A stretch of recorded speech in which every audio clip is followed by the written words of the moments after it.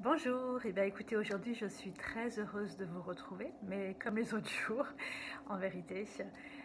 Vidéo numéro 8 du challenge, une vidéo par jour pendant 30 jours. Aujourd'hui, je vais répondre à une proposition d'Isabelle Cotte qui m'a proposé de parler sur le thème de être soi. En vérité, je vais un petit peu le détourner aujourd'hui. Je reviendrai dessus une prochaine fois.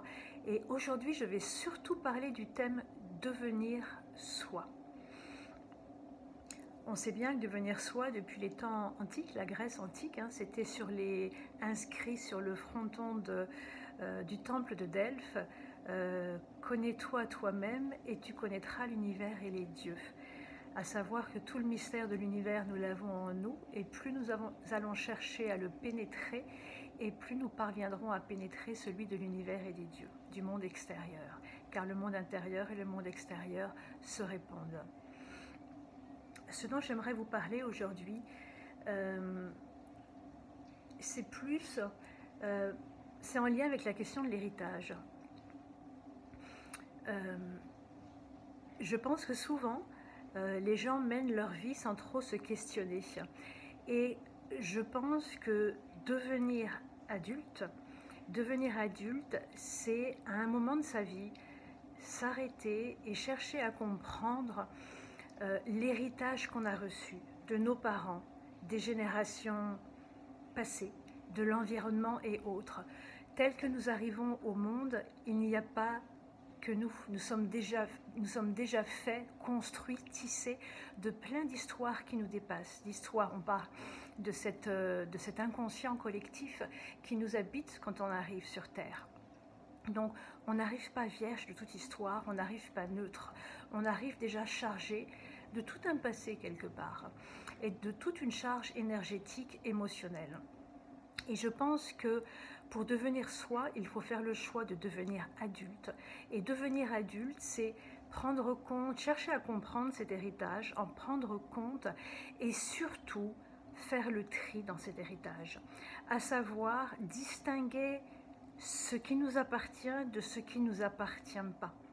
Il y a des histoires, des pensées, des croyances, des habitudes, des coutumes, etc., qui ne nous appartiennent pas, qui sont le fruit de toute notre histoire de la famille ou autre, mais on n'est pas obligé de les reprendre à notre compte parce que le monde change, parce qu'on est différent. Donc il y a un moment, il faut savoir couper le cordon ombilical ou le lien à certaines choses. Je ne suis pas en train de dire à la famille en général, mais en tout cas à certaines choses, pour mieux pouvoir investir ce qui est nous.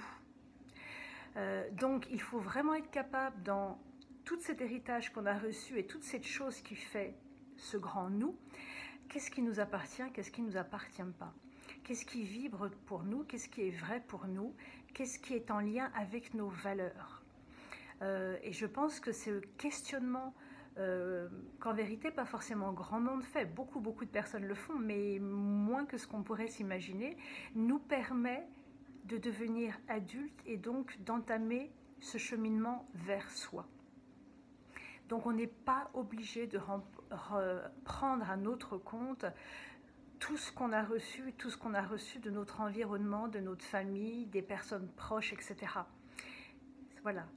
L'exigence et le besoin de faire le tri pour ne garder que ce qui fait sens pour nous et de mettre de côté ce qui ne fait pas sens pour nous.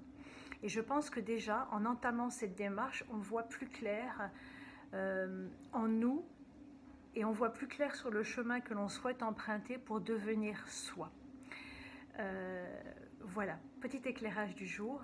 Et je reviendrai sur cette notion fondamentale et notamment d'être soi parce qu'elle est très importante, très subtile, très complexe. Donc merci Isabelle pour cette proposition. Merci à vous tous pour les propositions et continuez pour les propositions de thèmes. J'attends vos commentaires, merci infiniment de commenter, vraiment vos témoignages me touchent beaucoup. N'hésitez pas à partager cette vidéo et je vous retrouverai avec grand plaisir demain.